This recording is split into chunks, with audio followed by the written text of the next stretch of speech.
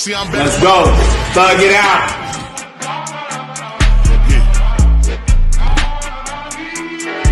See, I'm back on my bullshit.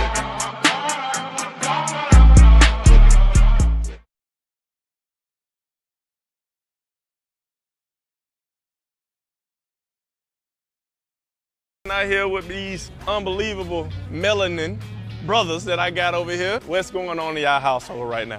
Bill the T, we got 3 kids, living the life, man. Saw everything. Okay. First taste of love. Yes. Whoa. My brothers, what I'm looking for a real tea ambassador, and I'm really looking for a sidekick. Okay, so if I'm walking down the street and you see an old lady with a bike crossing the street, what would we do? We're gonna go give her a tea. What if she hits the curb and she falls down? What would we do then? Give her a tea. As you know, that tea is very hydrating. My sidekicks, they know this is our green tea citrus flavor. It is definitely a lot more hydrated. I mean, you made me think. Will you take a picture? Of course I'll take a picture with you. Oh, wait, hold on. Should I put the... We are in Tampa, Florida, and you got a hoodie on. I'm the general manager of this restaurant over here. I just was talking to those guests over there. Look, they still drinking the tea. You know what I'm saying? Tell me the funniest moment that you had in your restaurant right now. Are they standing on tables? They're standing on tables. Don't tell my boss that, but they're standing on tables back there, James. The tea time? Y'all turning up? Let's do it. I hope you enjoyed this real tea time with Jameis Winston. We're signing off here. We had some real conversations. We had some real bad karaoke. And we also had some real tea time. I'm signing off by eating a W.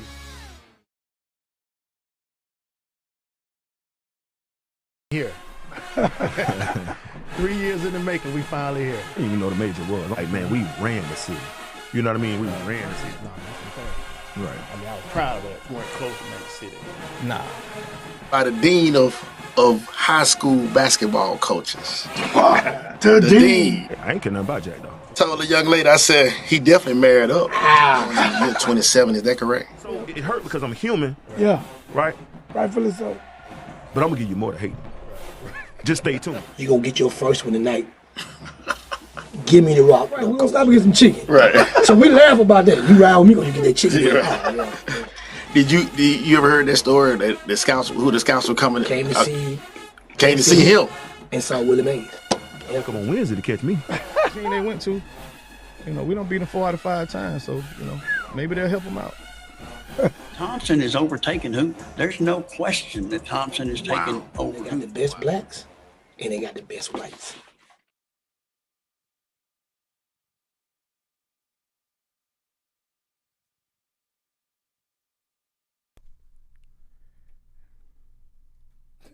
We here, man. Mike still. Yeah, we in here now. We made it. The gospel song said we made it. Thank God we made it. Yeah. Birmingham. I know it's been a long weekend. Long week for everybody, man. Yes, sir. And we're gonna bring our guests up in a minute. Hopefully y'all have recuperated by now. But man, we got Birmingham's AD. In the building. The AD of all ADs in Birmingham. Coach said he didn't really do too much with the classic, man. He didn't he was hanging with the little fellas. So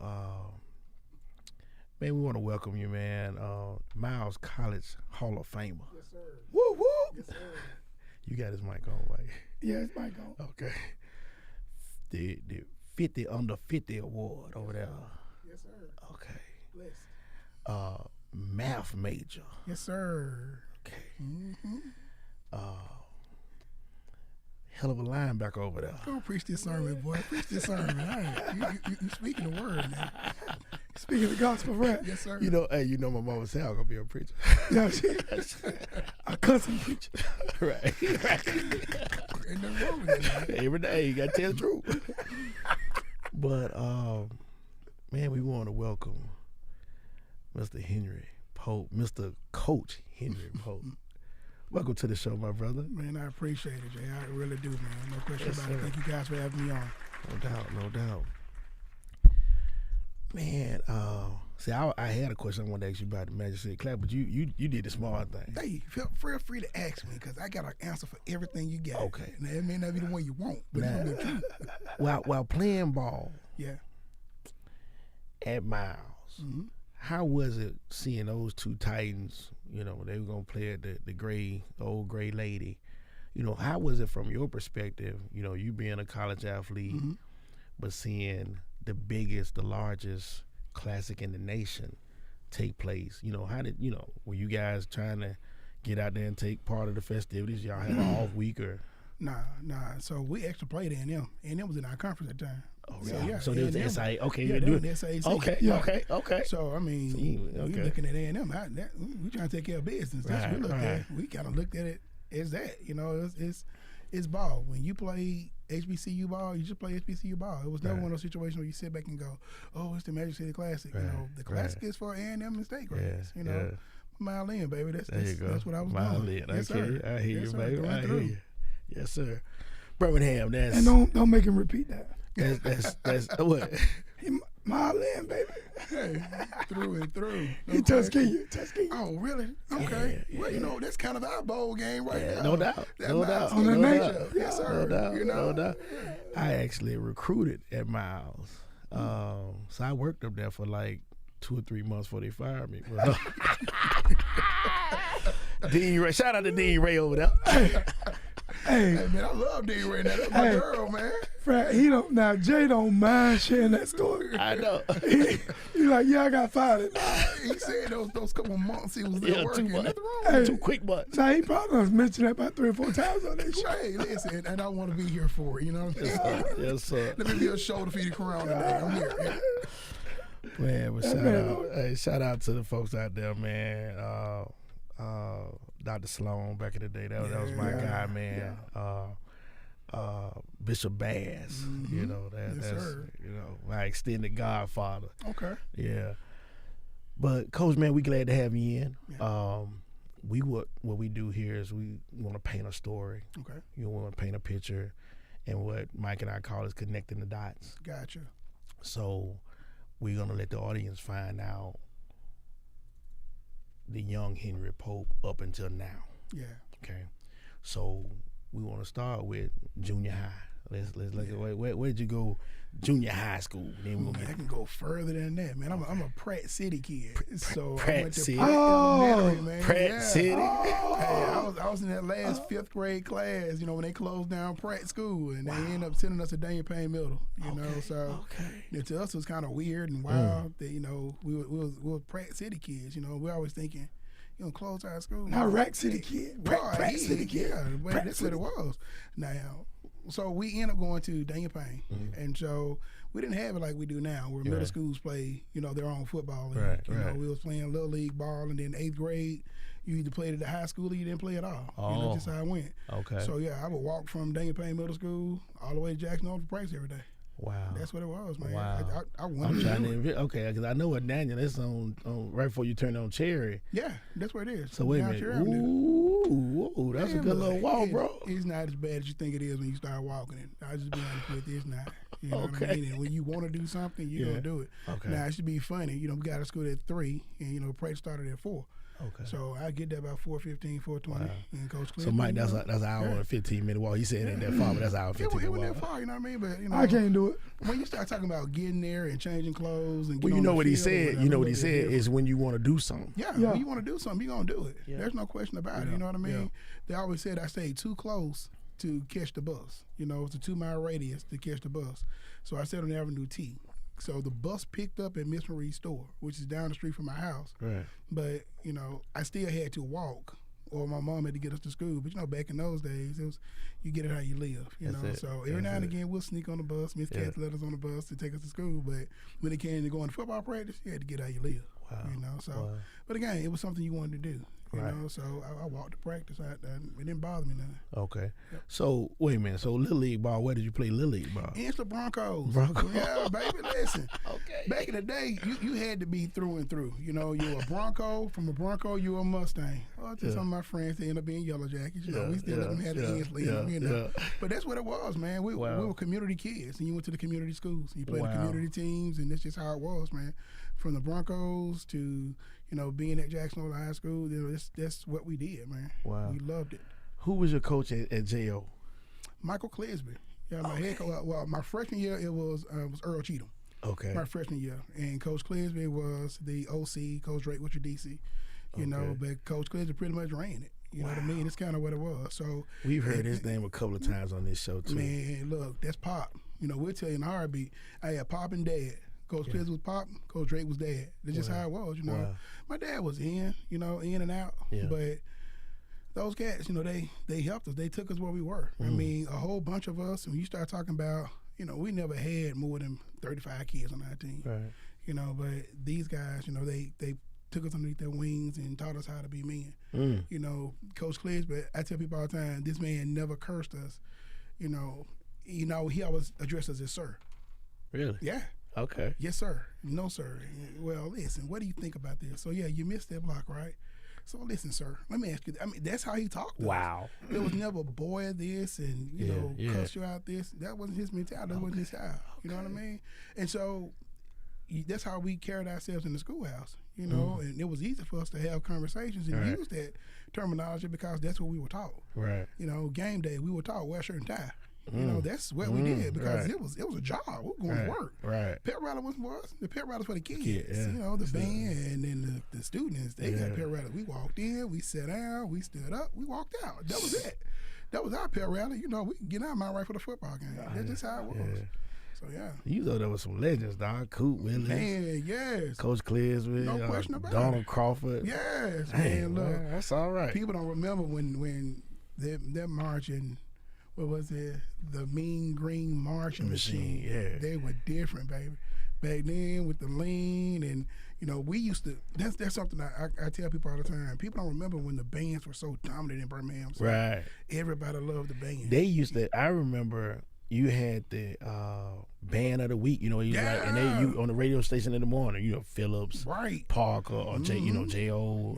So yeah, it's most of J.O. Just to be realistic. Yeah. People have to just give credit where credit due. Like you said, they were tough. Man, Mr. Crawford, he had them going, man. We got off on the band, man. People don't realize how that band and that football connection was always off the chain. Wow, we loved it, no question about it. We did.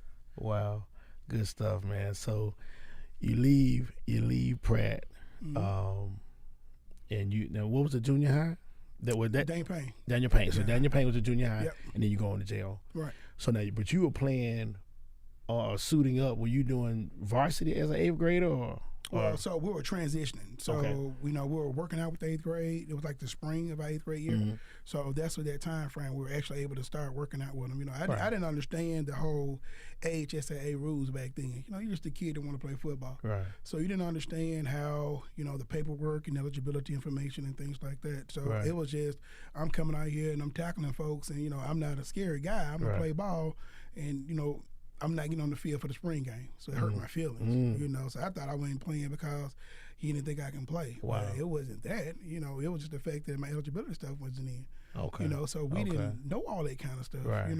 That's something that we take pride in now, trying to make sure all of our kids know about eligibility. But anyway, so we didn't know that kind of thing because remember, middle schools didn't have football. Right. So it's kind of like you're transitioning to the high school, and back then it was paperwork. It wasn't so much everything was digital like it is now. Right. So that paperwork had to be sent in to the state and all that. So anyway, long story short, it wasn't in. Right. So I didn't get to play in the spring game. Okay. So my feelings was hurt. You're a young kid. Right. You put the work in. Right. You think you're supposed to play. Right. So, kid you not, I actually quit.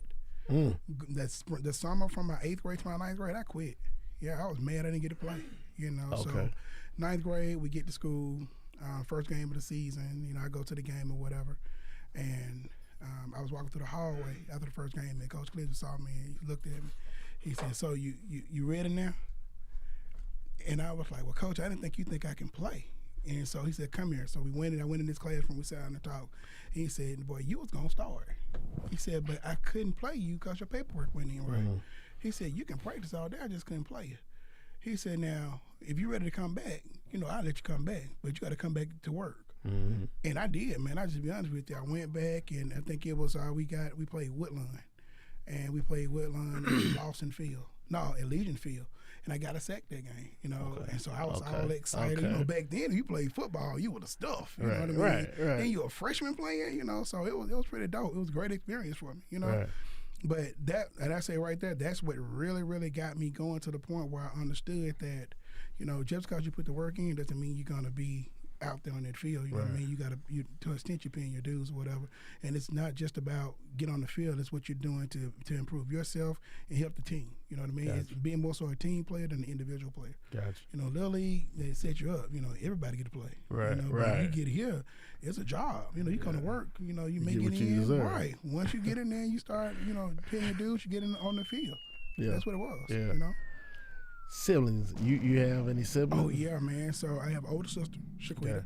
And I got a younger brother. He hit when I call him my baby brother because he's 2 years younger than me. Okay. So I call him my baby brother. Yeah. Carlos, you know what I mean?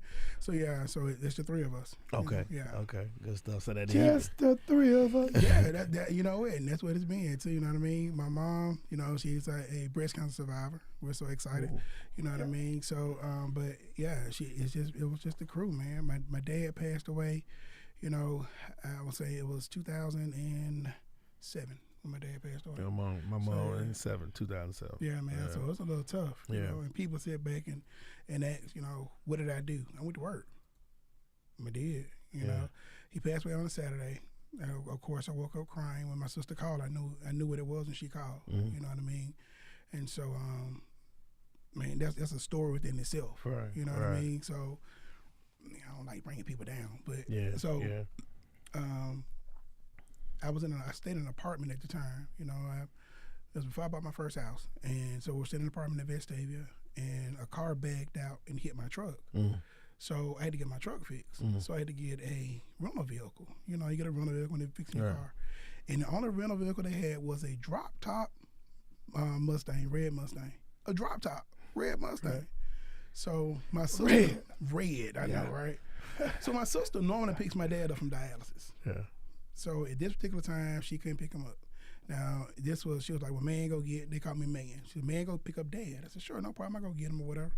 So I went to pick my dad up in this drop top, red Mustang. So it was Iron Bowl weekend. I mean, I can tell you, man, this is how deep this was. I can tell you the whole story, man. So I went to pick my dad up. It was 78 degrees that day. Wow. November. Yeah. That close. Top back. Right. Top down there. So I didn't at first. Okay. So when I picked my dad up, he was like, hey, go on, put the top down. Right. Dad say, hey, man. Right. So, let's put it back. Yeah. So I put the top back, and he and I driving down the street, we talking. He was talking about going down to Biloxi because, we can take this car down to Biloxi. Let's go on to the casino. My dad was that kind of guy, man. He like bingo and casinos.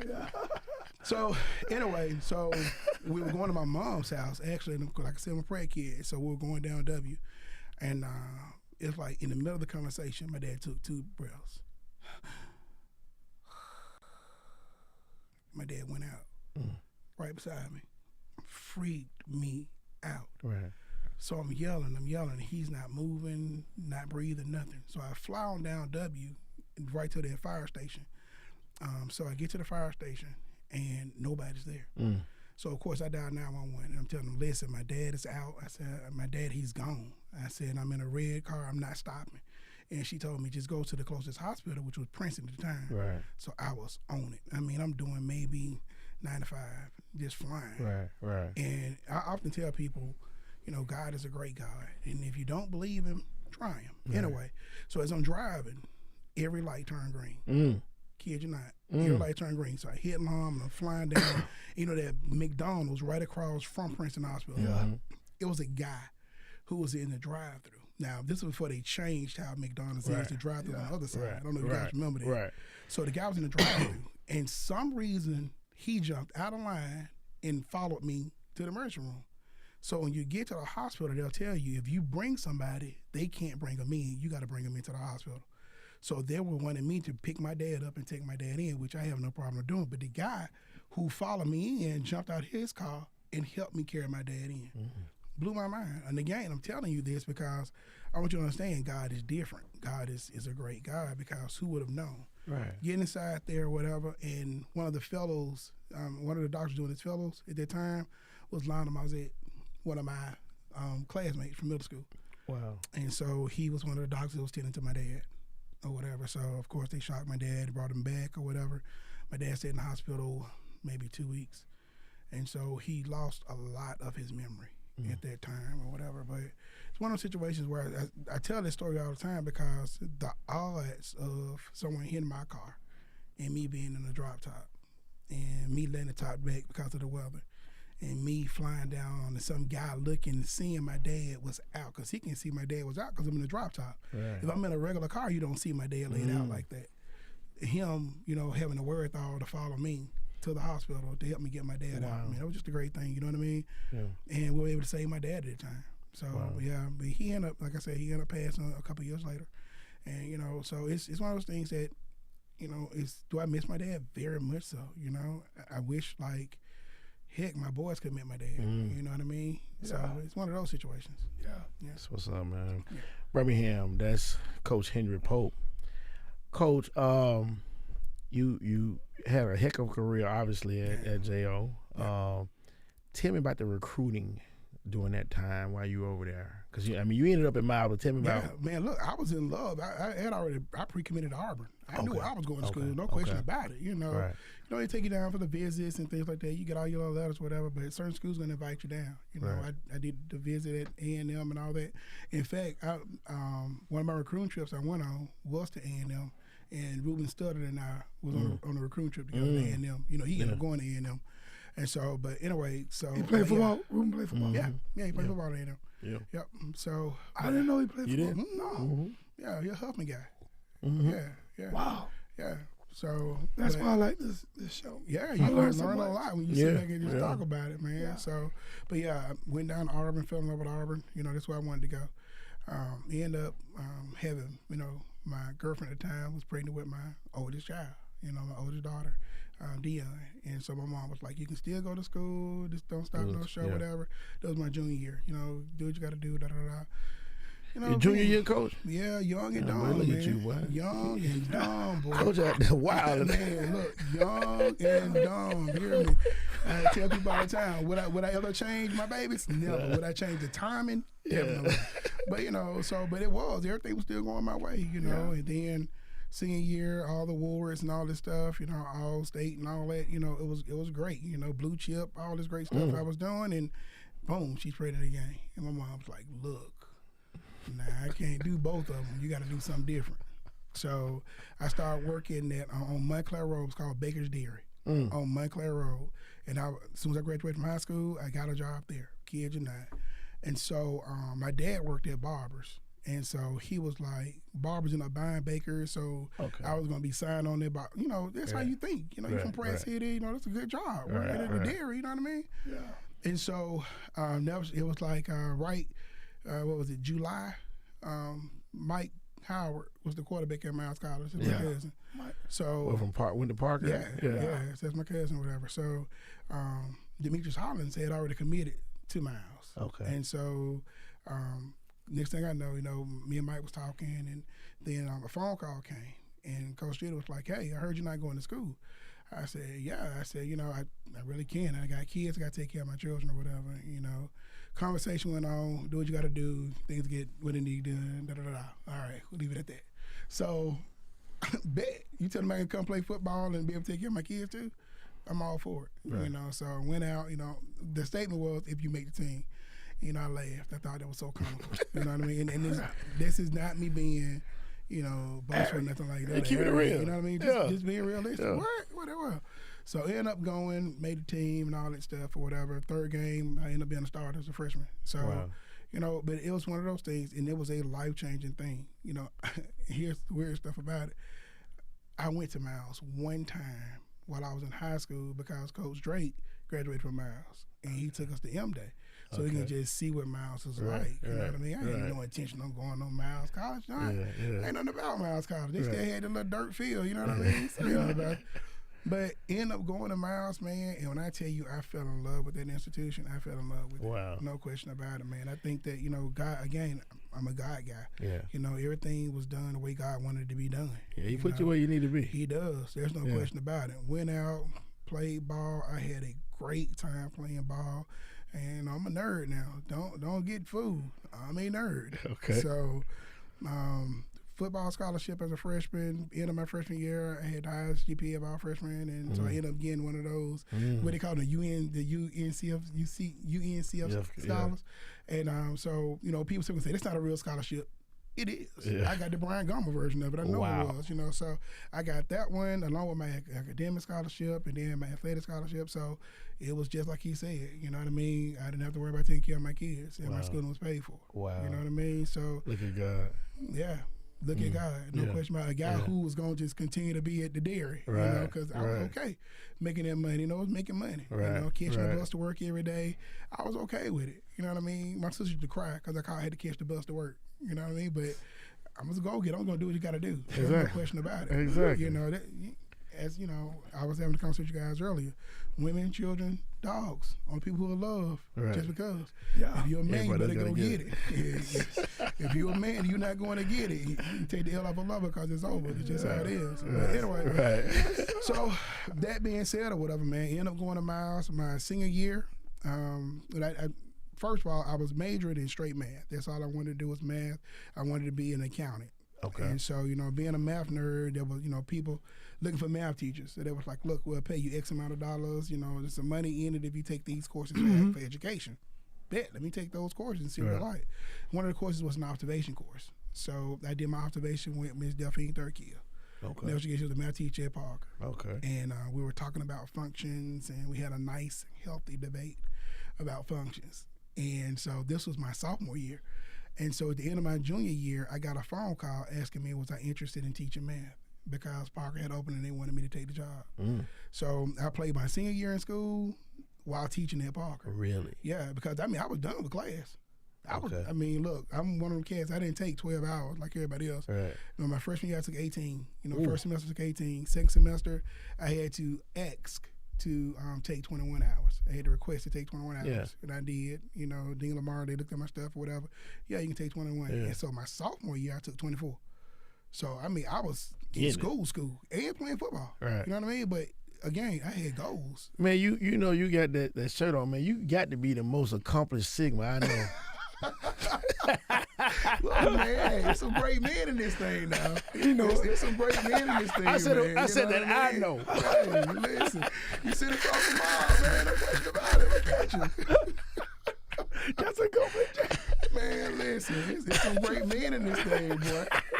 So, yeah, man. So that's kind of what it was, man. He ended up, like I said, teaching at Parker, and I would teach all day and leave the classroom, head to football practice. And after football practice, I had to go to a class because you still had to be enrolled. Right. So I had to take a class. Right. So that's just, man, that was my day. Wow. That's what it was. Wow. Teach all day, football practice, go to that little class, and whatever it was after that. Wow. Man. Yeah. So, yeah. Birmingham, that's Coach Pope. Good stuff. Yeah. Tell me about Sigma, man. Tell me what drew you to Phi Beta Sigma? Man, listen, when you first become a freshman, you get your cohort of your teammates. Yeah. So all me and my teammates, whatever, I think the cues had came out or whatever right when we got to school or whatever. And so everybody barking and, we're going to be cues. You know how that was. Yeah. So never shall forget, we was on the yard, and it was wasn't homecoming, like a regular old game or whatever, and the Sigmas were grilling. Okay. And so we were walking on the yard. Mm-hmm. And so, being a freshman, you don't really know too many people. That were just your teammates. So if you're not on the football field, you're just a regular old Joe, because you're a freshman. Right. Right. And so never shall forget, they were grilling. And Big Joe was like, hey, man, you hungry? I was like, yeah. So I went over there, They fed us. You know what I mean? And we just sitting there and chopping it up with the cats, whatever. I'm like, man, this kind of dope. Y'all just feeding folk and don't even know who they are. Right. Like, you look hungry, just come eat, you know? You're like, y'all just walking around the yard or whatever. So, and after that, man, we went, I had an English paper we had to do. And so it was African American Studies paper. And, you couldn't do the traditional African Americans. Right. So, of course, I ended up doing, and this is another story within itself. So, at that time, Miss Epps was working in the library. Shirley Epps. She was working in the library. You remember that, Mike? Yeah. All right. So, Miss Epps was like, what you trying to do? And I was telling her about my paper. She said, come on. So, she took me upstairs into the archives. And she said, we're going to do, she said, let's look at a paper on Alan Leroy Locke. She said, so Alan Leroy Locke is the first Black Rhodes Scholar. So people know what a Rhodes Scholar is. Those guys. The most people here talk about the one from Florida State. He's a Rhodes Scholar. Played football. Doctor, So people always talk about him being a Rhodes Scholar. But the first one, of course, was Alan Leroy Locke. And so that's what I did my paper on. And so he was a member of Phi Beta Sigma. Okay. And so now, mind you never heard of Sigma before. Pratt City kid. Right. You knew Alpha, Kappa, and Q. What you knew. My football coaches were Kappas. You know what I mean? So the guy who was at our church, Deacon Hollins, he was a Q.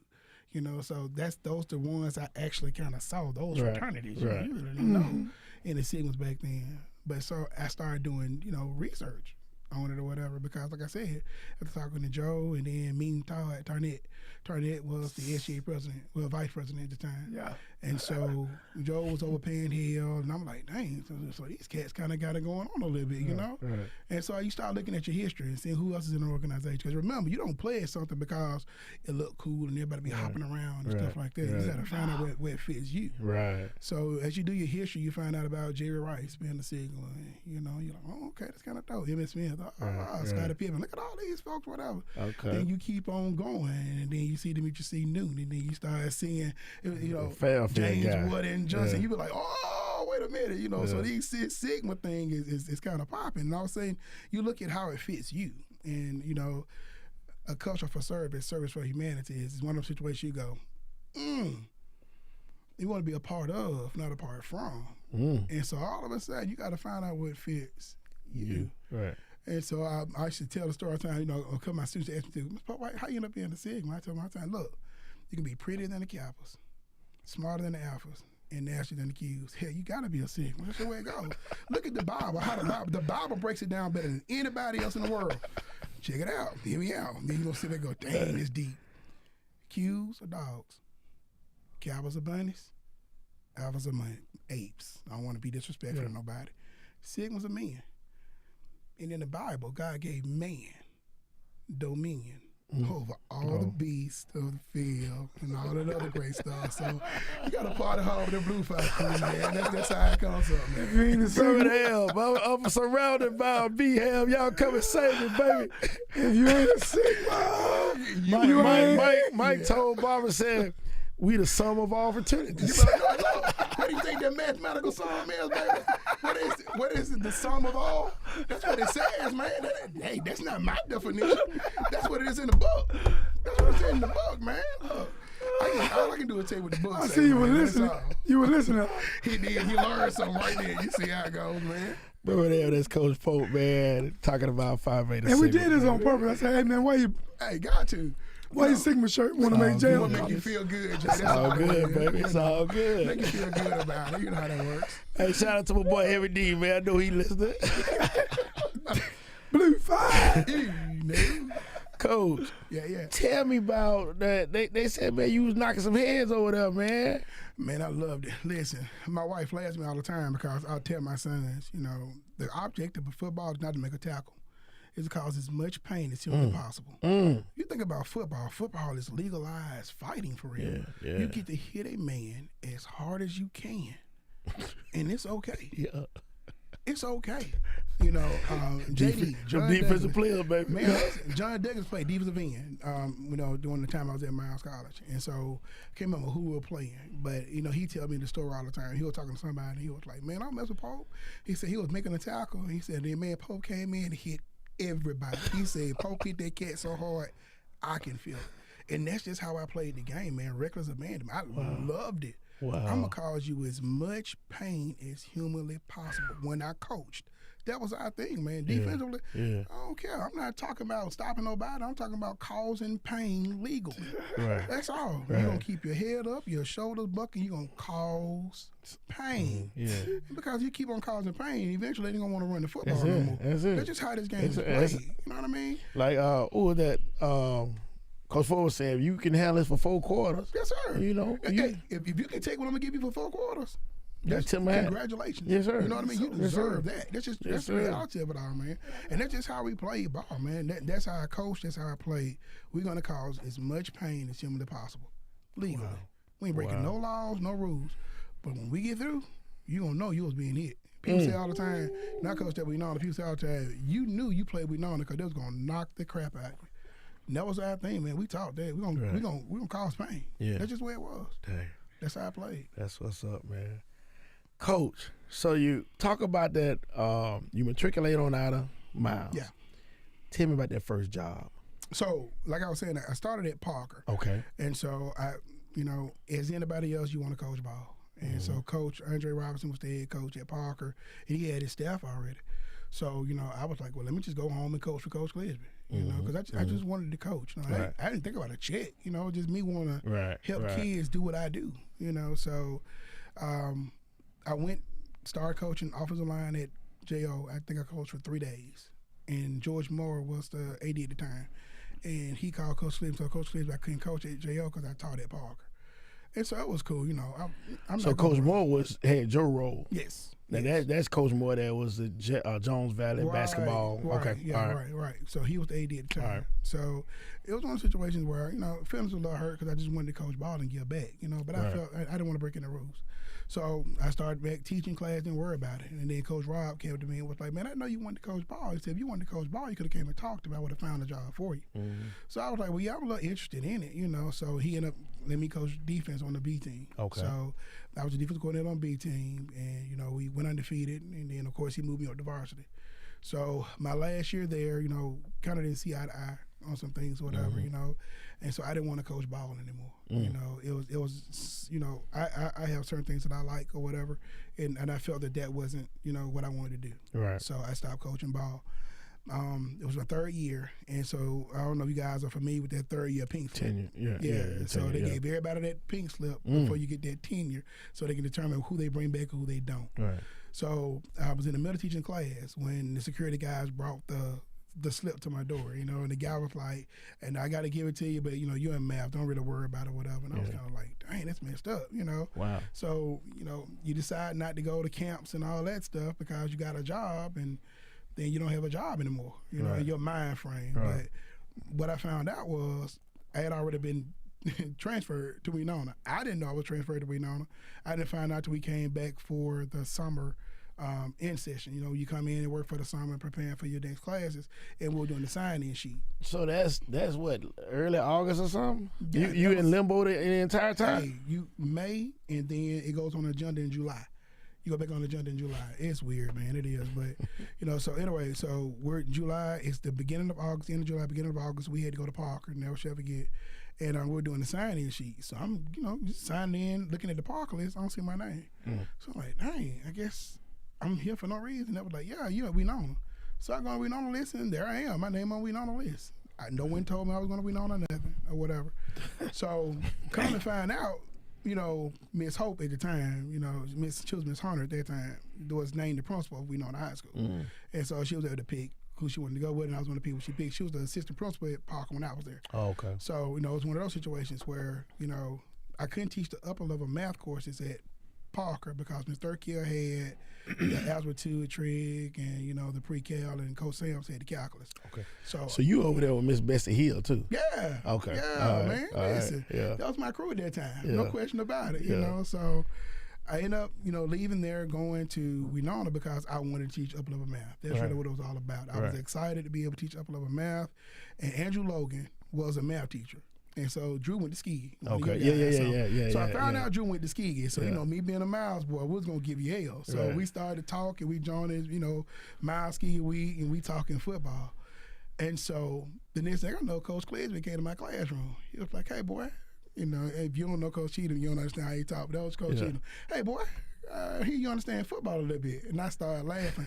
I started understanding a little bit, Coach. You know, I mean, you know, I'm really not interested in coaching no ball or nothing like that. I mean, I played ball. I tried the coach thing. I didn't like how it ended up or whatever.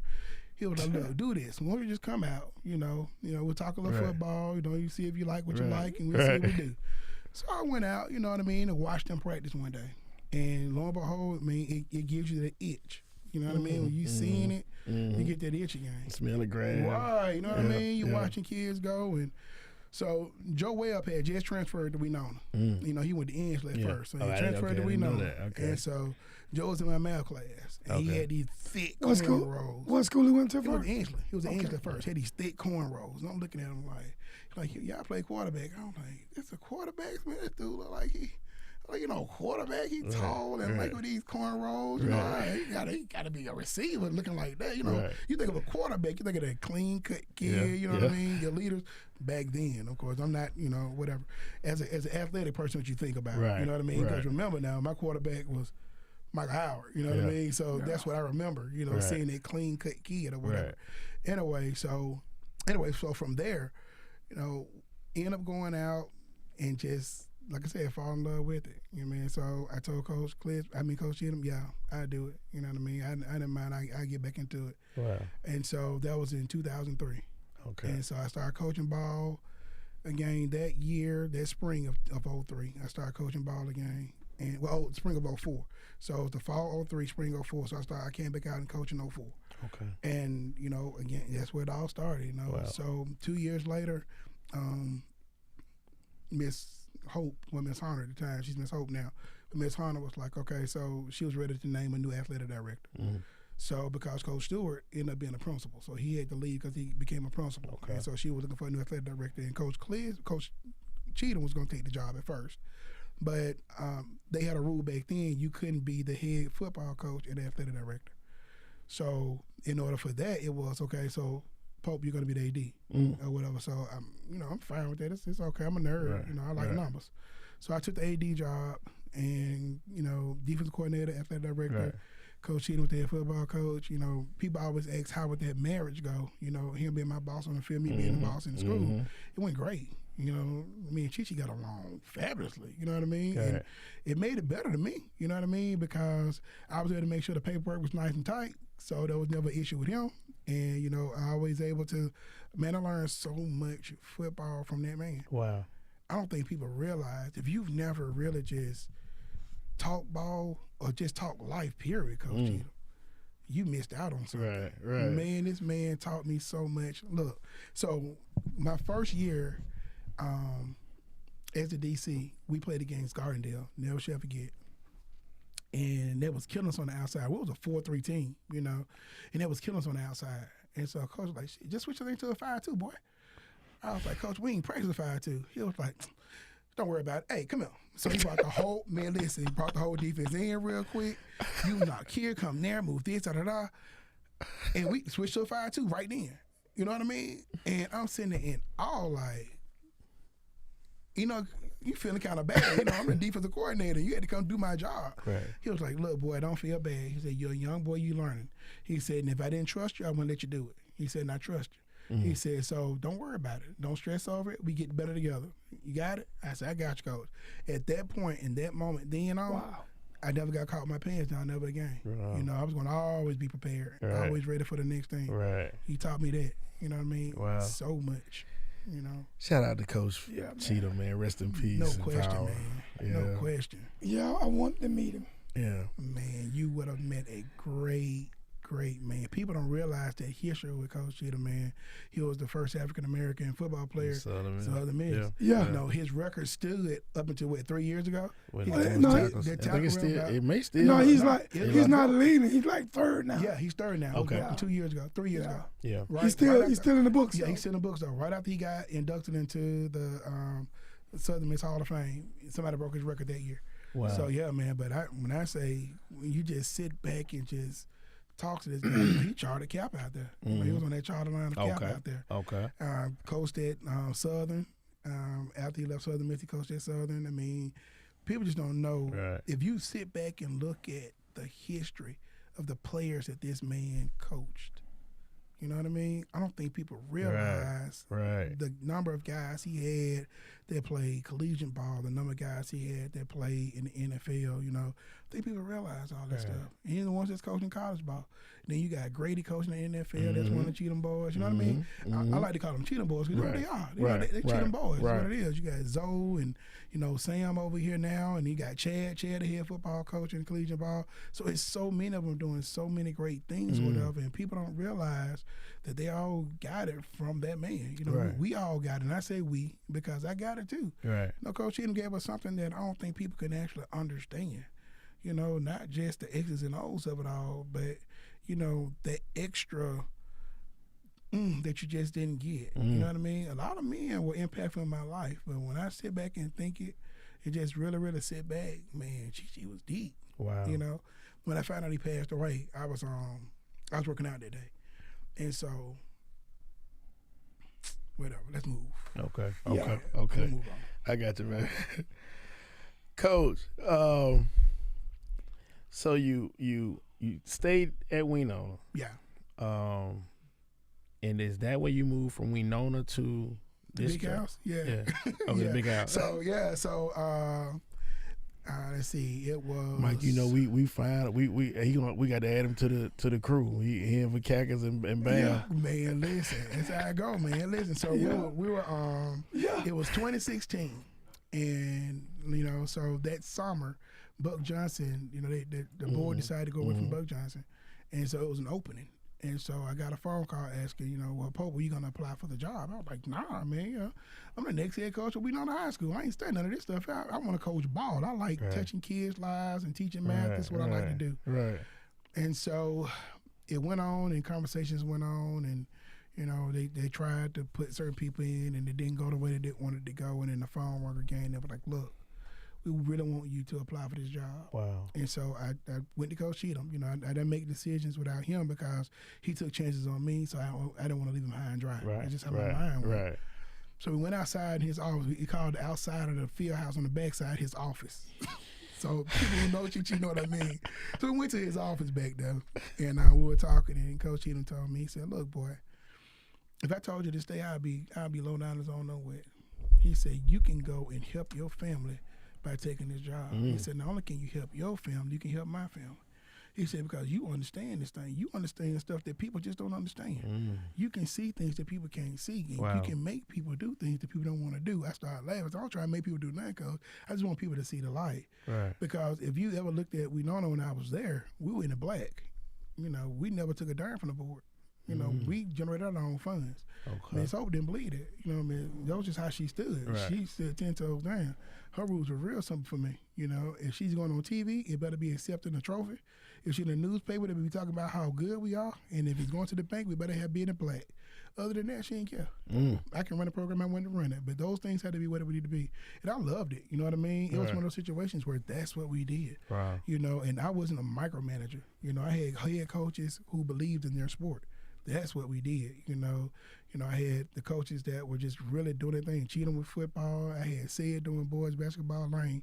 I had Tub doing girls basketball. So, I mean, these coaches were given to me when I got this position. But these were men who loved what they did. Right. And they took pride in what they did, you know. And then, of course, I hired Al for baseball. And then I went and got Carol Woodland for volleyball. So we, you know, I had Francine at first. And then, you know, so we took pride in being those coaches. Wow. You know what I mean? We took pride in doing things the right way. Right. You know, Drew, they had track going. And so it was one of the situations where everybody was really running their sport. So it became more so of a program than just, you know, an athletic department. Right. You know, that was our goal to become a program. You know, Coach Lane used to laugh at me all the time. He's like, how many rings you got? And I started laughing because I had a lot of them. You know, with all of them and all those championships we were winning down there with between Tub and between Lane and like I said, we went, you know, in football and, you know, it was just we were just, you know, Miss Hope started calling us, you know, the hill where champions are made. You know, and that's what it was. It's where champions were made, man. That's what we did up there. Okay. So anyway, I kid you not, we played in the championship game that Thursday night. Played in the championship game that Thursday night at Auburn. and then the following 2.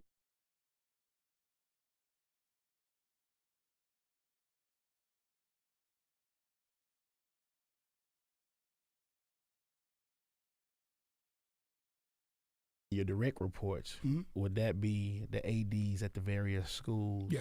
Okay. Yeah. And other reports would be just coaches in the different schools. So the way Birmingham is structured, we have what's called site-based management, where the principals are the head of their schools. Okay. All the athletic directors are employed by the principals, but they all work under me, if that makes sense to you. So it's my job to ensure that we have everything that we need to be a successful program: facilities, equipment, transportation, making sure that the financial budget makes sense. Okay. When I was at Winona, and I kind of feel like this is part of the reason that everybody wanted me to be in this job. When I was in Winona, I was on a committee that did the first salary adjustment for coaches. And so, when you're on that committee, the committee is a group of people who get together and talk numbers and remember what I do for a living and what my degree was in. Right. So everybody felt the same way. Pope, do it and bring it back. Okay. And that's what we did. You know what I mean? So that's what I did. I put it together. I brought it to the table. We all discussed it. We made a few notches here or there, and I presented it. And then the CFO at the time was Arthur Watts. And so when he was like, he wanted something, it had to reach a certain amount of money. It had to stay within a certain budget. Right. And so I had to go back and critique it to the point where it stayed in that budget. Now, mind you, it wasn't something I just sat back and went, all right, this makes sense.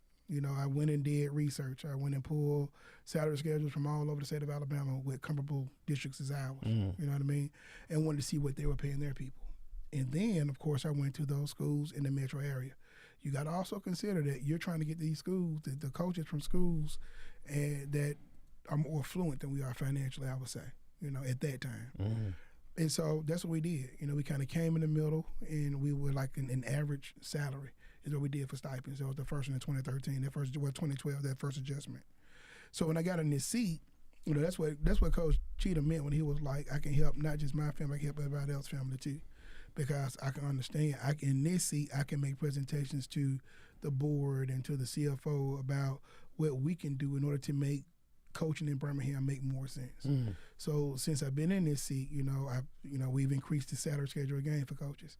We've added extra days for all the head coaches, so they get paid for work that they do throughout the year that's not during the regular season time frame.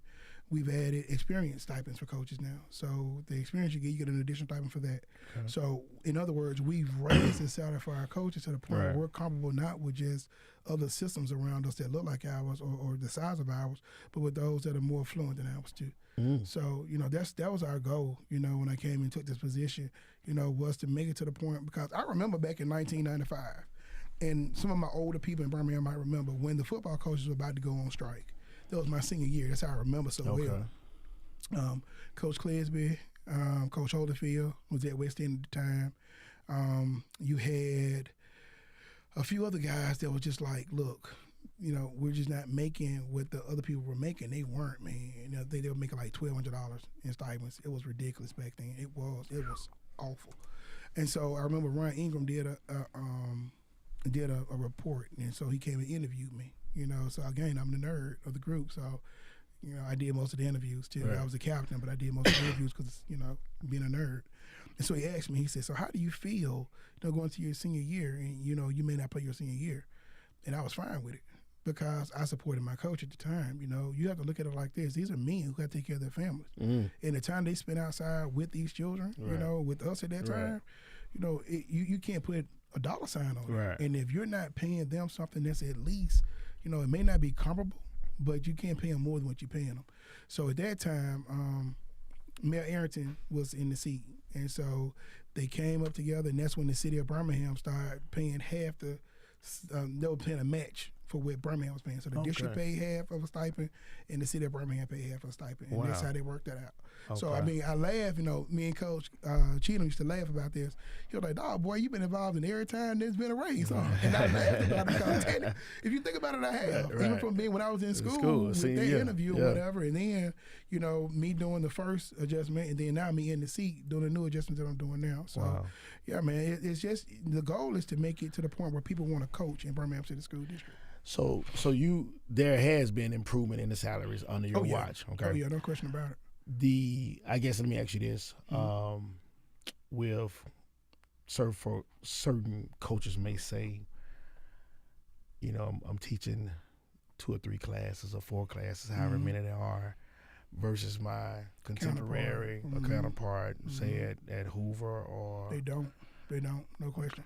And it is one situation where, you know, you don't take your dirty laundry outside and let everybody see it. But just understand, we're different in our district. You know, I don't control that. I wish I did. You know, I've been trying to work something out with some people to make it to the point where we can do it like that. But right now, it's just not. You know, let me ask you this: who controls that decision like that?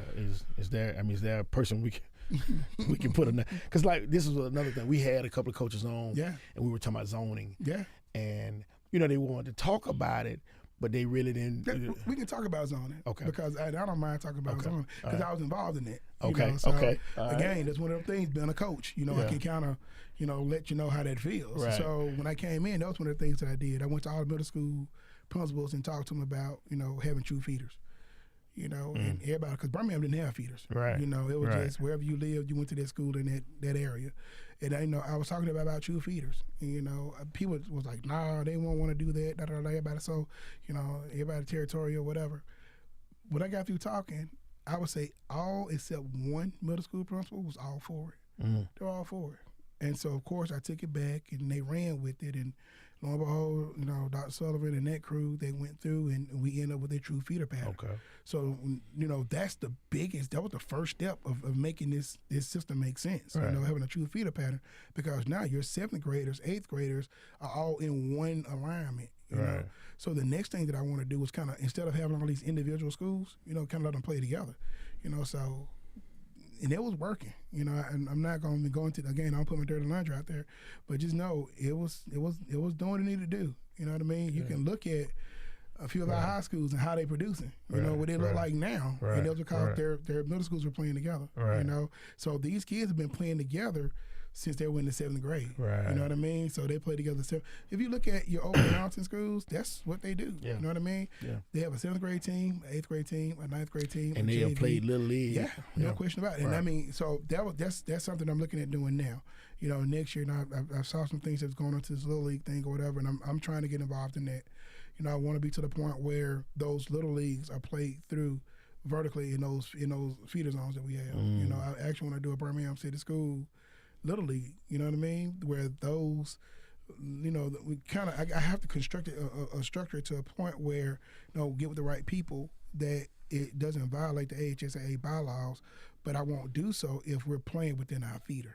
You know what I mean? So those high schools are working straight vertical alignment with their middle schools and their elementary schools. Well, I mean, it shouldn't be any conflict because.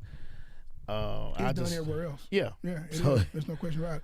But you have to also look at it like this too. So when it comes to this Little League thing, the way they have it now, you know, everybody don't like structure. You know what I mean? And when you try telling people that no, this kid can't play with you because they don't live in your zone, you know, that becomes oh, you can't tell us. I need this kid. Don't work. This kid worked well for my system. And I understand that, you know what I mean? But the goal is to try and vertically align it to the point where all of our students play together and our scholars play together all of their life. Right. If that makes sense. Right. So when they get to the 9th grade, you're not saying, well, Mike want to transfer, or Jay, you don't want to play here, and then I'm here, and we've been playing together all our life, but, you know, we going our separate ways, which is what happens. You know what I mean? I want to keep to the point where we got this bond. We've been kicking butt since we were 5 years old. Let's keep kicking butt until we graduate. You know what I mean? And that's what I'm trying to get everybody to understand. Okay. Just building that vertical alignment. Yeah. All right, Coach. Let me ask you this. All right, so we were talking about zoning, and we were able to really identify 2 schools feeding into JO. There are 3. There are 3. There's 3. Yeah, okay. Southampton, Green Acres, and Bush Hill all feed into Jackson. Okay. And Wilkerson and Washington into Parker. Okay. And Jones Valley. Yeah, it's a soul school for Winona. Okay. So you coached there, when you were there, was it like that as well then? No, see, back then it was, we had some kids from Jones Valley, some kids from Arrington, some kids from Green Acres. And when I say some kids, it was some kids. I mean, we may.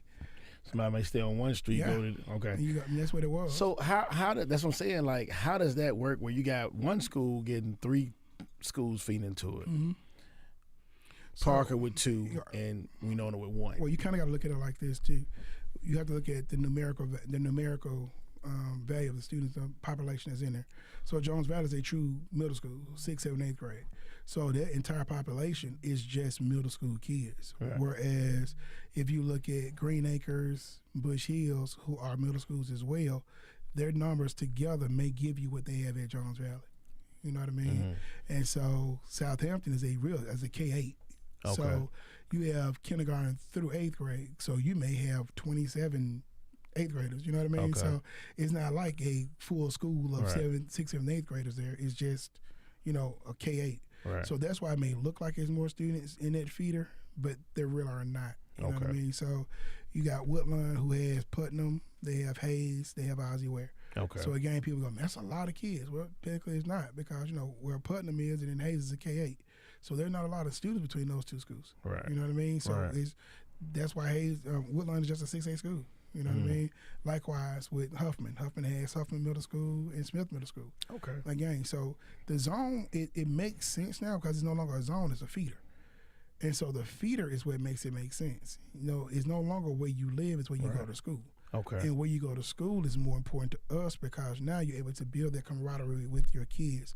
A lot of our problems are, and again, I often stress this when people ask the question, I do not have hire firepower. I can't come in and say this coach is fired. I can't do that. Okay. I have to go in and recommend to the principal to terminate a coach. The only way I can actually terminate a coach is if a coach breaks an AHSAA bylaw. Yeah. If they break a rule that puts our students in danger or in jeopardy of harm or hurt, then I can go straight to Dr. Sullivan, who's the superintendent of schools, and say, Doc, my recommendation is to terminate this coach immediately.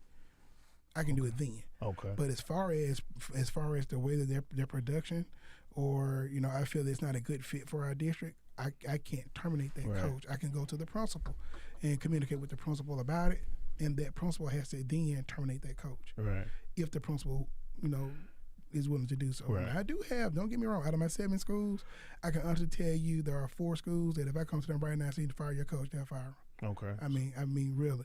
But then I do have some schools who feel like this is my school and I'm gonna do the way I want to do it. So when you say 7 schools, we're talking about 7 high schools. Yeah. Okay. So that's Jackson, Nolan, Carver, Parker, Huffman, Woodlawn, we know, and of course Ramsey. Gotcha. Let me ask you this, because this question, we were talking to some folks, so this question came up. Just basically your philosophy as far as a recommendation. We had Coach Vakakis that was over in jail. And he took the job over at Spain Park. Spain Park. So what is your philosophy when there's a vacancy? Are you, because you are on Coach Cheatham's staff, and like you said, when they approach you about this job, you're like, man, I'm looking to be the next coach at Winona. Do you wholeheartedly support from hiring within, or best candidate, or I believe in best candidate. Okay. So what people don't know, in 2013 when Coach Vakakis was hired at Jackson Nolan, I was on that committee to hire him. Actually, it came down to him and another guy, and I'm not gonna say who it came down to. Right. And I was the one in there fighting for him. Okay. Because I coached against him. And I saw what he can do with programs, what he can do with kids. Right. And I believe that would benefit us in Birmingham City School District. Right. It would benefit my alma mater, is what I thought. That's what my mind was. What helps Jackson Nolan right now. Right. Joey had so many coaches at that time. He had to look at what went best. And a lot of people don't see, the same thing I see. People sit back and go, well, he was undefeated in regular season, then he get to the playoffs and he was getting eliminated. Well, go back into your history book then and start looking at how it was when I played ball, when you had Pop before us and, then my group, and then you had Gerald, and then they had Derek Cloud, and then you had Alexis Robinson group. So, and then Cleve Bully. So you, Raymond Hampton, we had some studs. Ray got eliminated. Ray Hampton. Yeah, Oh and my we got God. eliminated. I think we went second round eliminated, third round eliminated. I mean, so it went like we was winning state. Right, You know what I mean? right. Not being, and don't get me wrong, but we're producing athletes. Coach Right. Clears with them, they were producing athletes. You know, we were producing scholars. We was getting scholarships. Right. You know, that's what Bukakis was doing. You know, people don't realize he was shaping young men and building scholars, and those kids were actually going to school. Right. You know, and they were being competitive. There's no question about it. You know, so then you have to look at this too. You know, we have to meet our children where they are. And I think a lot of people don't understand that part. Can you meet them where they are? Can you help develop those children and help get them where they need to be? You know, if you look right now over with what Coach Warren is doing over at Parker High School, then he have to tell you the story. I'm not going to tell you the story on the Parker situation. He'll have to tell you the story. I won't. But if you look at what he's doing over at Parker High School, and people sit back and go, man, you know, that's the U. It's the U. It is. But you got to have, you know, an administration that believes in what you're doing and supports what you're doing too. Right. So when you start looking at these successful coaches, understand there's an administration behind them that makes them successful. Right. I would say that in a heartbeat, you know. Right. And so when you start talking about his first year, he went to the first round. His second year, he went to the second round. His third year, he went to the third round. His fourth year, he was in the semifinals. I just told him, hey, based upon the process of elimination, you're supposed to win state this year. That's it. Because this is state year. Shout out to nephew. Yeah. Now, let me just pause for a second. Mm-hmm. Speaking of the administration over there at Parker, I want to play this video for you. Okay. Oh, Mr. Pope, my boy, I just want to thank you for everything that you've done for me here at Parker. Thank you for everything that you've done for Birmingham City School Athletics. It's because of you that we are the hunters instead of the hunted. The programs have changed for all 7 high schools as well as the middle schools. Thank you for putting together a great feeder pattern for us high schools, so us high schools can have our programs. You've done a lot, and it's because of you that we are successful. Thank you. P5 for life. You're my teammate, you're my friend. I know I can call you for anything, but the best is yet to come. Birmingham is now on the map. All of us, 1 through 7. From the top of the hill to the lower of the valley. From the Shining Star to Smithfield from the north side. From the east side to the west side. We are BCS Pride, and it's because of you. Thank you. Yeah, that's deep there. Yeah. You know, I don't think people really understand that part right there. You know what I mean? Yeah. And that's something that we brought in, man. We do. We BCS Pride. You know, Yeah. one city, one district, you know, all pride. That's just how our mind runs, Yeah, it man. is, You know, right. it's not, you know, it's a growth because being, you know, in a district where people have been so individualized for so long that when you try and bring everybody as one, you know, you're gonna get some kickback. Right. But you know, I can honestly say, and I give a shout out to Dr. Sullivan on this one. You know, he went to Woodlawn, so his thing was, you know, I was showing him Coach Moss had the BCS emblem on his baseball hats last year, and I said I want to do this for the entire district. I said I want everybody to look like this, and he was like, yeah, let's do it. I want everybody to have the BCS emblem on their uniform. Right. So if you've seen of our teams play, they all got the Birmingham City School logo on it. Because, you know, it's not about, you know, individualized anymore. We're trying to get it to the point where everybody understands we're one city. Right. We're one district. When we play each other, yes, it's competition. But when we play everybody else, it's BCS against the world. And it's got to stick that way. Everybody's mind has to be to that point where it's us against everybody else. When we at BJCC, you know, I want to get to the point where everybody want a Birmingham City School shirt. You know, you're not wearing your school shirt. You want a BCS shirt that's got all the schools that's playing on it. And we pull for everybody. We go in the beginning. We there for everybody game. We cheer for everybody that's playing. And then we leave when everybody leaves. Same thing about football. Same thing about baseball. I want to that point. You know what I mean? Right. So, yeah. You Good said, does the system have a clothing corporate deal? Like, I know some teams, I've seen Parker a lot. They wearing that Nike. So is that so your schools are able to individually, you know, to do that. Now I pay for through the district. I would say that my department pays for all the uniforms and equipment for the middle schools. You know, because middle schools don't generate the kind of funding in order to self-sustain. Right. So that's what we do. You know what I mean? That was one of the things that I wanted to do was to ensure that our programs had everything that they needed. You know, people sit back and look at me crazy when I say the things that we do from my department. But again, I sit on the other side, and I know what it's like to need and not have. And so I want to make sure that our programs have and not need, if that makes sense. So, you know, cooperative purchasing agreements are in place in the state of Alabama where you can make purchases and it doesn't have to be bid out because it's already been pre-bidded. That's why they're co-ops. So I utilize BSN Sports because they're on the cooperative agreement, cooperative purchasing. And so because of that, you know, you can get any brand from there. So you can choose the brand of uniforms you do. Normally for my middle schools, I do the BSN brand because they're quality uniforms, but, you know, they're also in my price range. You know, so I can get a stock Nike They're not jersey. bad either. Yeah, they're not bad. Not at all. So I can do a stock Nike jersey, you know what I mean, or a stock Adidas or something like that. But, you know, to me, it's just easier to do those BSNs and then put that Birmingham City School logo on it, you know, and we go from there, you know. But with the high schools, they pretty much do their own individual agreements. Okay. So you would basically say the feeder program structure is really working. It is, you know what I mean? It works. It works better. You know, this is, you know, we actually had this conversation, you know, Dr. Sullivan, me, and my supervisor, Ms. McCracken, we're all sitting there, we're having a conversation. We were talking about, actually, at the Parker Carrington game. And we were talking about, we have 4 teams of Birmingham City Schools that have been in football playoffs this year. 4 to 7. 4 out of our 7 teams will be playing in the first round of the state playoffs. Okay. I think it was that way maybe 7 or 8 decades ago. Wow. I mean, I can't tell you how long ago. It's been more than 20 years since we've had that many teams playing at once. You know what I mean? There's always been 2, maybe 3. I think 3 has been the most we've had for a while. Wow. But now it's 4 teams in. Okay. What would you say to folks that say there's some favoritism towards Parker High, in favor of Parker High? Yeah, so people would say that the teams that I favor are Parker, Winona, and Jackson Nolan.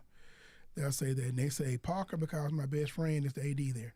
They say Winona because I coached at Winona. They say J.O. because I played and graduated from Jackson Nolan, which I laugh at a little bit because, I mean, people don't understand my relationship with the Woodlawn athletic staff. I'm not going to go into it, but I got a relationship with Woodlawn staff.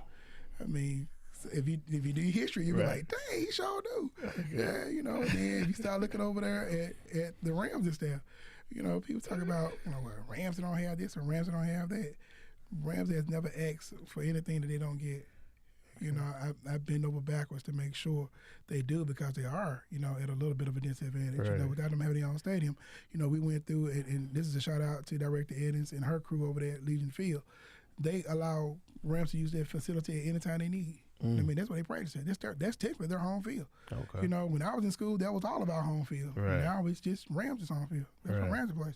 Okay. So, I mean, you know, it's one of those situations where, you know, and I'm working on something now as far as your practice facility for them, and I mean, I can't discuss it now until it's said and done. When it's said and done, everybody, oh, Pope said he was doing this. Okay. But I'm working on something for them. You know what I mean? Because I want them to have, you know, the same opportunities, but I also want them to understand that, you know, you're a little bit special because you're a magnet school. So it's a lot of stuff that we do with other schools we can't do that. Like, they can't have a feeder. You know what I mean? And I mean, they get upset sometimes. Oh, we should have a feeder. We should have a feeder. If you get a feeder, you're like everybody else. And as a magnet school, you're not like everybody else. Anybody within the city. But you know, and that's crazy because you have a lot of folks are talking about Ramsey because they can test to get in. They like Look, you can, wherever you live in the city of Birmingham, you can attend Ramsey and play ball. You know, so your feeder is pretty much as wide as the city of Birmingham is. You know what I mean? And that's the part that, you know, people don't understand. When you start sitting back and say only these specific people can go there, it changes the dynamics of that school. And I need, you know, our people got to understand, you know, it may sound good in theory until you really sit back and look at it. That puts them at a disadvantage. Right now they have, you know, it's a little bit different. We want to keep what we got. I need everybody to understand we need to keep it the way that it is. I mean, we're one of 2 schools where they can come in and play immediately. People got to check their history books. I don't think folks understand the laws and how the laws were written, how the laws changed. We're not going to get into the history lesson right now. There's only 2 schools in the state of Alabama that can do that. Wow. Only 2. Ramsey is one of the 2. And that's why I keep telling people, leave stuff alone that you don't know about. You start talking about stuff. What's the other school? It's in Montgomery. It's a school in Montgomery. Okay. Let me ask you this. And this is pre your tenure, your time there. Some of the administrations or the ADs or whatever were accused of theft of funds made at various sporting events. What's in place now to have the checks and balance and to keep that, in check, as well as the money getting to where it needs to get? Okay, so first of all we do digital sales with GoFan. Okay. So all ticket sales that are digitalized, that money, those checks are sent directly downtown. And so we all get the reports of those, and they're calculated and maintained. Remember, my degree is in mathematics. Okay. So that's what I do. Okay. So at the end of the night, the finance committee from the city of Birmingham actually does the selling of the tickets at games. And so after the game, they do their countdowns, and that money goes immediately to the school athletic director, who puts it in the safe at the school, and then the next day they have to do the deposit at the bank. Right. So the deposits are made by the school, but the count and original taking is done by the finance committee. So finance takes it, the school and finance together count down, the school deposits it. So it's really not one hand doing all the work. Gotcha. You know what I mean? So that's how we kind of keeping our checks and balances on tickets and gate sales or whatever. So, but the bulk of the money is really made through digital sales. And that money is directly from the organization GoFans to go straight down to the city of Birmingham. And then we take that money, and I'm pretty much, I kind of pay everybody bills from the money that we make. Okay. And then what's left over, I send back to the schools at the end of the year. Okay, gotcha. You see, we had some questions for you. Oh, I love it that way. Bring them on, man. I like it. I like when it's like that. Coach, let me ask you this. With the whole social media craze, how much are you having to check social media? You got the parents complain or the fans complaining about this coach did that, coach did this. How much is that a part of your job of making sure, wait a minute, I might need to look into this coach, choke slam this one or Yeah, a lot. I mean, I have 4 social media pages. I have 4 different Facebook pages. I got 4. I do. Just being honest with you, because I have my page that I do stuff with my family on. Then I have my district page, and then I have my athletic director page, and then I have the ghost page that I'm able to go see stuff and just look at. Wait, hold on, Cole. Wait. Let's go back. You got an old burner account, man. Because when you see my name, a lot of people be like, "Nah, I ain't gonna talk because I see him in it." But when you don't see my name, you talk how you want to talk. And I want you to feel free to talk how you want to talk. Because I need to know what's going on. I need to know what's going on. Wow. At one point in time, the HSA, I had a lot of friends in the HSA. And so if any of my people are in trouble, I get phone calls like, hey, you need to get on your folks about X, Y, Z. Yeah. And even from the missing tests or stuff like that, I'll know, Wow. So, but now, it's a different, administration down there. So things are a little different, but they're not as different because, I still have rules and things in place. And so because I still have stuff in place, that I'm still able to find out what everybody's doing. Right. And people going to quick to tell. Folks love to tell. That's why I love people. I love that they're going to tell. Yeah. But we have a rule in the Birmingham City School District. No one can we can't turn each other in unless it comes to me. We do that because for years it's always been, we always tore each other down. And that's part of what destroys the programs. Right. I want to make sure we're all together. We can get together and fix it, make sure it makes sense, make sure it's right. Right. There's no reason to have anybody else in our business. I keep saying we don't put our laundry out for everybody to see. Right. We take care of our laundry inside the household. Okay. And, I got the house. Let's take care of that. Yeah. So long as I got the keys to the house, that's how we're going to do it, man. Good stuff. Yeah. Birmingham, that's Coach Henry Pope. Oh, yeah. Coach, some quickies. Jordan or LeBron? Jordan. There you go. Biggie or Tupac? Pac.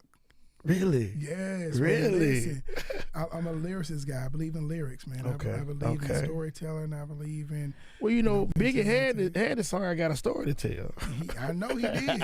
He got a story to tell too. That would be mine too. I'm a Pac guy. Pac. Yeah. Really? Yeah. Biggie. I met him, so I think Pac got it up. He did hit him up. I think hit him up changed the world, man. Yeah, it was. Especially the beginning of that song. That's why. It was a little rough. It was a little rough. Drum or flat? Chicken. I don't even care, man. I said hot lemon pepper. I'm good to go. Yeah, country boy, man. I'm gonna say it. You ever had orange pepper? I have not. Have not. Gotta try that one. Catfish or whiting?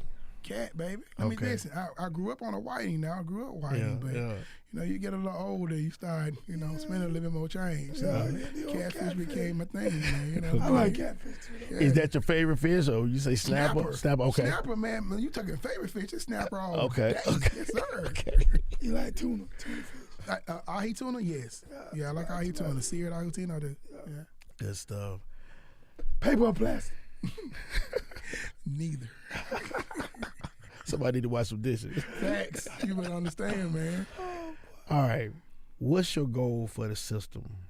You know, 2-3 years from now, what's the goal for BCS? I'll go 2, 5, and 10. So in the next 2 years, I would like for us to honestly have a vertical online system where not only the middle and high schools are online, but the elementary schools as well. Well, we have athletics that are played through our Let's Move and through our middle school programs, and it just really builds a community-based, you know, sports program where we all buy into what we're trying to do. Within the next 5 years, my goal is for us to have a district-wide program where we all, you know, when you go to the BJCC and you see Mount Brook and all their colors and things like that, I want that for our district. You know what I mean? I want our district to be self-financial, you know, as far as our athletic programs, to be financially, be able to sustain financially independently. You know, not so when you say district-wide, because you're not saying, you know, you're just saying like a BCS color. Yeah, well, but Parker everybody have their own right. stuff. But yeah, but a BCS to the point where, like I was saying beforehand, that if you got Parker, Ramsey, and Huffman in the BJCC playing basketball in the tournament, then we have a burgundy shirt that has all 3 schools on them or whatever. Right. And, you know, we rock out that whole place the entire day they're playing. Okay. You know what I mean? I want that, you know, to the point where everybody's supporting everybody. I remember when I was in high school and West End made it to the state championship, and we packed that place out. Right. Because we were there to support West End. Right. West End was our school. Right. You know what I mean? Yeah, we went to JO, but West End was there, so we're there to support West End. No doubt. You know, this is a Birmingham City school, and we're here for Birmingham. That's how it was. And I wanted to be back to that situation. Okay. You know what I mean? Right now, I've already, you know, if you go look at our facilities, man. Right now, I already, you know, we're no longer having dust bowls. You know, we playing on turf. There you go. We got video boards too. Punchinella. You know what I mean? We rebranded all of our gymnasiums. Go look at our gyms. We rebranded all of our floors to be rebranded. We redid all of our floors and went back, and everybody now rebranded their programs. So we starting to get video boards. Let me ask you to touch on that. Okay, so this is the why did you have to get in there? Why some of this stuff wasn't happening back then? Everybody don't understand it. You know what I mean? Everybody doesn't understand. If you've never really been in it, it's hard to understand it. You know what I mean? And me being at Winona and me being a Birmingham City School kid back then, I mean, you don't have to, you know, be at a school, in a school district all your life to understand. But because I know the history. You know, I was in this district when people were afraid of us to play us. I was in this district at that time. I was in this district when, you know, we battled with Ensler on Friday night, and then on Saturday we were all at the Little League football game hanging together, eating burgers and cracking jokes. Wow. I remember those games. You know what I mean? Well, we didn't have this, you know, animosity, me, my, I. It was always us. It was we. We were bigger. We were bigger than, if that made sense. So I understand that in order to get, you know, to the point where we're that way again, our kids need to be here. Right. You know, I have some classmates, you know, who graduated with me who kids didn't go to Birmingham City School District because they didn't feel comfortable. And so I want to make sure to the point where not only people feel comfortable academically, but you feel comfortable athletically. That you're able to look at our programs and say, oh, yeah, my baby can play here. I'm all for it. You know, that's what I want for everybody. And I mean, you got to realize my baby go to Birmingham City School too. Yeah. So I'm not one of the people, I don't just talk it, I walk it. Right. If that makes sense. Right. Yeah. Good stuff. Good stuff. With the, I guess, increased amount of Hispanic students in the Birmingham City schools, are there anything you guys are having to do, programs or any kind of initiatives to, you know, be able to implement them into sports? I mean, you don't have to, you know what I mean? It's one of those situations where you want to. Okay. You know, so soccer is the fastest growing sport nationally, and it's the fastest growing sport in Birmingham City schools as well. So, you know, in 2018, Carver actually played in the Final Four in soccer. You know what I mean? And so now you have we do the BCS soccer championship every year at Legion Field now. You know what I mean? Because we make it big. You know, we wanted to be big. Right. We partner with FC Soccer Club here, you know, in order to try and do things and have clinics for our scholar athletes. We're trying to make it as big as possible. And, you know, that's a sport of choice. You know, one of each one of my athletic directors serves as a director of a various sport. And so Aubrey Bennett serves as my director for soccer. And Aubrey, he's 155% in. You know what I mean? Right. He wants soccer to be the greatest. And I love that about him. I love the fact that he's so passionate about it, and it makes everybody else more passionate as well, you know? Gotcha. So even from the middle schools all the way through, we're really breathing and breeding soccer players now. You know, we got kids now signing scholarships in soccer, you know. Wow. Our rules are real simple. Soccer's pretty easy. You give me a ball and a T-shirt, I'm ready to roll. Of course, we do more in Birmingham for our soccer scholars, but you know, it's just that's what we're trying to do. You know, we try to, you know, that's a sport that community embraces, and we've embraced it as well. Right. Good stuff. Diversity. Okay. You have Coach Johnson over at Ramsey. To my knowledge, or I'm asking rather, are there any other Caucasian coaches in the Birmingham City School? Yeah, we have a few in wrestling. Wrestling. Yeah, we do. Okay. I mean, so we do have some Hispanics in soccer. So we're pretty diverse. You know, I know a lot of people sit back and say, you know, what about football? You know, Coach V's gone, and that was the diversity that we had in that district. You know, and again, it wasn't. You know, at one point in time. And I guess I'm asking the balance that is there like a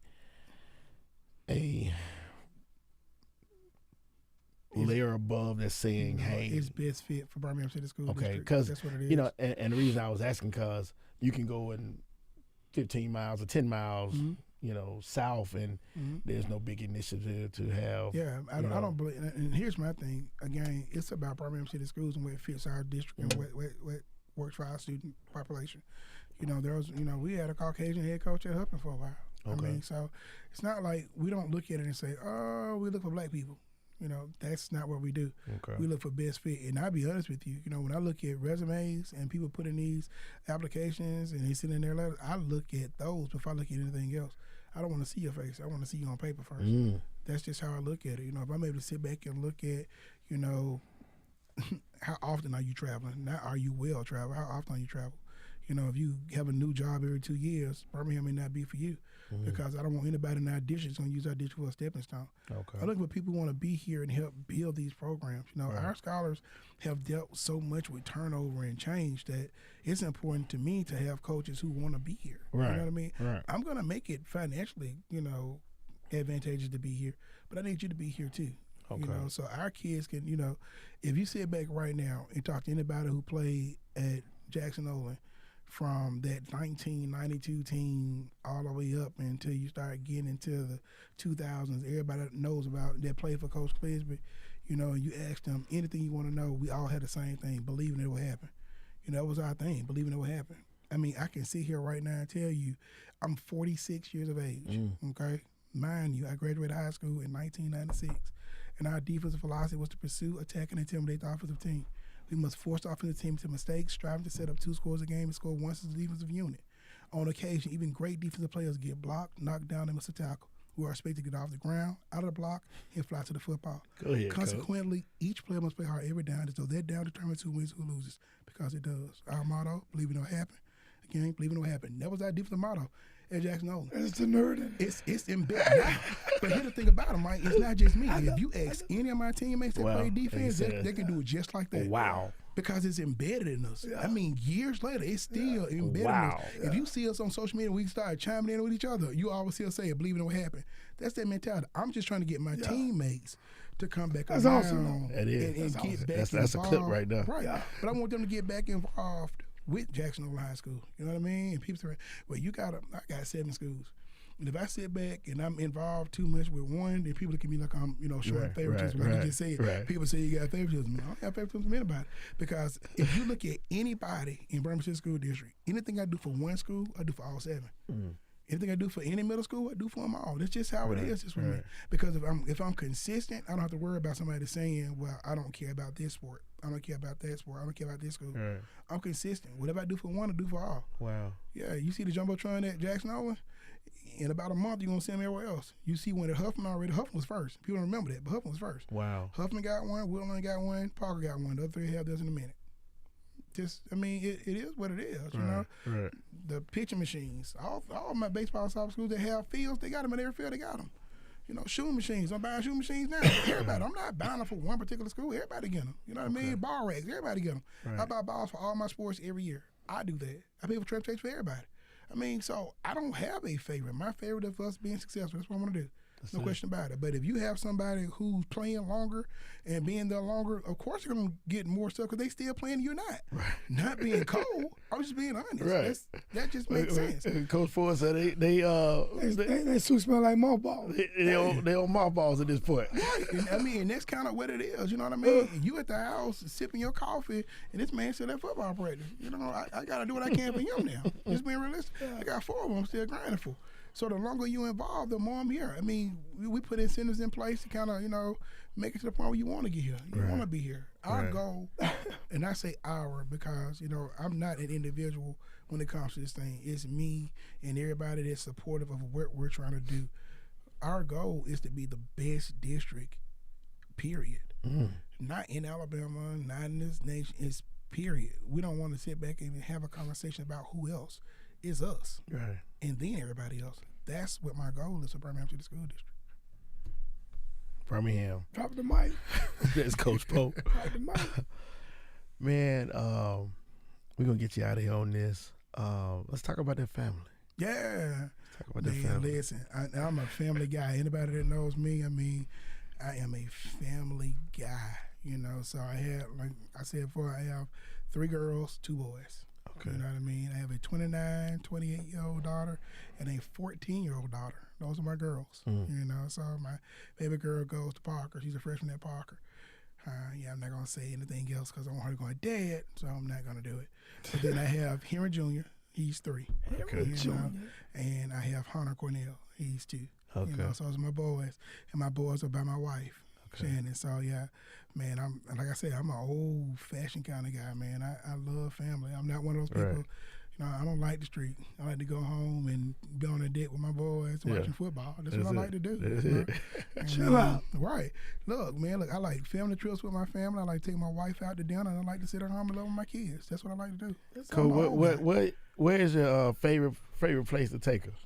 Man, listen, anywhere where they got good food and good libations, that's our thing, man. Listen. So we went, like, for example, we have a rule. We do 4 major trips a year. Okay. That's our thing. You know, we try and do every season, try and do a trip. Okay. You know, and I mean, the trip doesn't have to be a week long. Sometimes it's a weekend, you know what I mean? It's a quick weekend getaway. So, you know, we normally do a beach. So she said she's tired of the beach. So we do beach trips now with the boys. So, you know, just know everybody got passports. Right. That's just how we are. You know. Okay. Still trying to convince my baby girl. She be fighting me about these planes. I'm like, God, dog, Cam, you gotta take a plane to go certain places. We can't drive that well. She always want to go. Let's go to Disney World. Disney World is not all it is, baby. Right. And I mean, I'm not driving Disney no more. We got to get on the plane. That's what's up. But yeah, man, we just love to go. You know, and we gone skiing, you know. I know this sounds funny, us on the ski. We went skiing, man. So we've gone skiing, we've gone snorkeling, we've done the whole parasailing thing, man. I love, you know. So my favorite trip that I've gone is for my 40th birthday, she took me to Italy because I like food. You know what I mean? So that's where we went, man. We went and ate food. You know, see the sights and, you know, things like that. That's the kind of stuff I like to coaching, do, man. You coaching. Yeah, are you a mafia pitcher guy? You not really? Not really? Not really. Okay. I just thought because that's a place I like to visit because I am. Yeah. Okay. Yeah. Well, I want you to do what you like now. All the time. Now, I'm gonna tell you why I do want to go. And so she laughs at me when I say this, you know, because I just do. I want to go to Greece, you know. Okay. We're gonna do an Alaskan cruise next year. She says she's with it. Yeah. So you know, I don't know what she's gonna be with next year, but you know, but I like doing stuff like that, man. Right. All my life I worked. I'm just gonna be honest with you. Like I said, I've been working since 17 years of age, and I haven't stopped. You know, so it's now time for me to kind of enjoy this life that God gave me for as long as He gives it to me. Mm-hmm. You know, I don't ever want to look back and say, you know, I didn't do something because I was too busy.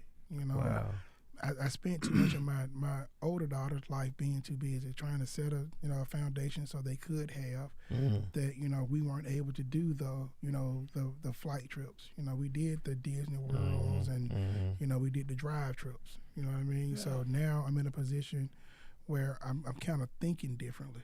You know, I think differently now. Right. You know, all the people gonna remember how long I worked is my boss, because you know that benefits him. Yeah. My kids will remember I wasn't there. Yeah. And that's where I am now. I want to be at home. You know, I want to spend time with Shannon. I want to spend time with my boys. Shannon's my wife, by the way. I want to spend time with Shannon and my boys. That's what I want to do. You know, and grab Kim and make her go on the plane. She ain't got no choice. You know, that's kind of what I want to do, man. You know what I mean? Stuff, bro. Yeah. That's good stuff. Ain't nothing wrong with that. No, not at all. I told you, I'm a country boy. That's all it is. Yeah. You know, I like to sit outside and you know let the breeze hit me. You know, even in a couple people, it's cold outside now. I got some propane heaters. Look at it. Man, I like the propane heaters, man. Yeah. That's what we do, man. We old school. We like to be outside and we go to sleep outside. I told you my wife make me and my son up. She wake us up, make us going out because we gonna be outside. That's our thing, man. Yeah, that's what's up. Man, Birmingham. That's Coach Pope. Yeah, no brother, question. man, I have enjoyed talking to you, man. You as well, Jay. With the both of you, man. I appreciate the opportunity. Yeah. You know, I can't talk share. as much, Coach. But Hey, it's all right. You sip your tea, man. That's how I want you to do. still, You know? I give it, though. Hey, you know, I don't want you to, but yeah, it's one of those things, man. I'm glad to, you know, people to actually know that, you know, who I am and what it's about. You know, a lot of people think that, you know, I was just a good football coach that they put in this job. You know, people don't realize that I'm a Birmingham kid who wants what's best for Birmingham City School District. That's the part that a lot of people miss out on. Right. You know, when I've tried to go get the greatest and try and bring them in, you know, but everybody's not receptive to what I try and do. Like I said, I don't have higher firepower. I wish I did. Right. You know, I can make a recommendation, and if you accept it, we good, and if you don't, we still good. I'm gonna do what I can to help whoever you bring in. That's all. There you go. Yeah. There you go. No question. Birmingham. Y'all just heard some stuff, man. This show continues to surprise me. Amen. We learn something new every single show. Absolutely. What you think, Mike? Man, got your frat brother up in here, baby. Very interesting too, man. I learned something about my frat today too, man. So, you know, I've been knowing Pope for a while, but you know, it's always been in passing. Of course. Or at Miles when I was leaving, he was coming. But man, it's always good, man, to learn, man. This is one of the reasons why I like this show so much. You know, being a Florida guy, coming into Birmingham, Coach Cheatham, knock on wood, they call him K-Man, but these guys that I want to meet. These guys that, you know, from y'all, man, from y'all experiences and from coaches' experiences, I wanted to meet these guys because I heard so much about them. Right. And I'm glad you guys get the opportunity to interview those people like Maurice and, you know, people don't remember Ford was in Birmingham first. You know what I mean? He was at Parker. You know, graduated from JM. Right. So people don't remember that he's one of ours. You know what I mean? So, you know, hey, I want my own, man. People don't understand what I mean by that. I want it to be to the point where, again, I'm not biased on who I bring in because Moss didn't go to Birmingham City School District, but he has a love for Birmingham kids. You know what I mean? Aubrey from New York. He has a love for Birmingham kids, you know what I mean? And that's what, to me, it's about people who have a love for these children in Birmingham that want to see the scholars in Birmingham successful. I don't care who it is. I don't care what you're doing, where you're from. If you want to see our kids successful, I want you in Birmingham. That's real. That's good stuff.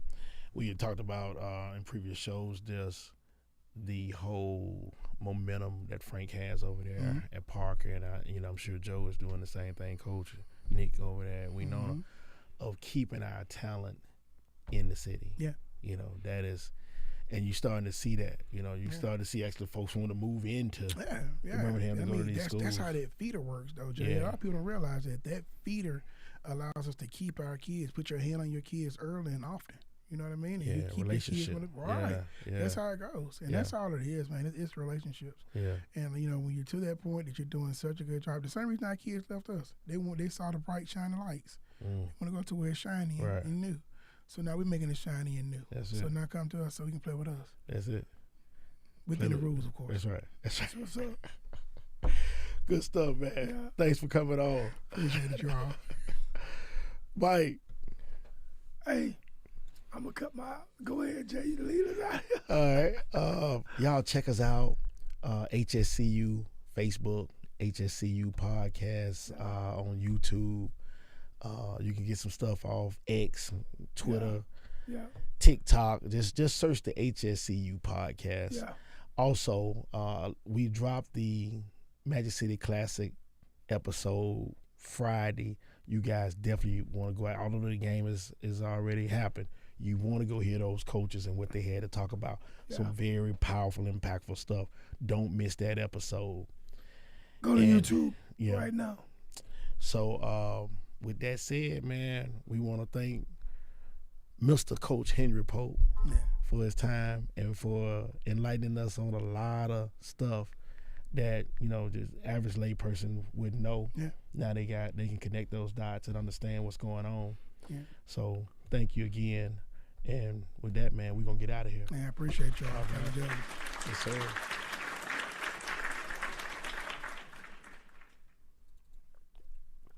Yeah. Finally here. 3 years in the making, we finally here. I didn't even know the major was. Like, man, we ran the city. You know what I mean? We ran the city. Right. I mean, I was proud of that. We weren't close to Magic City. Nah. By the dean of high school basketball coaches. The dean. I ain't care nothing about Jack, though. Told the young lady, I said, he definitely married up. You're 27, is that correct? So it hurt because I'm human. Yeah. Right? Rightfully so. But I'm going to give you more to hate. Just stay tuned. You gonna get your first one tonight. Give me the rock. Right, we gonna stop and get some chicken. Right. So we laugh about that. You ride with me, gonna get that chicken. Yeah. Did you ever heard that story that the scouts were coming? Came to see him. And saw Willie Mays. They'll come on Wednesday to catch me. Team they went to, you know, we don't beat them 4 out of 5 times, so, you know, maybe they'll help them out. Thompson is overtaking who? There's no question that Thompson is taking over. They got the best blacks.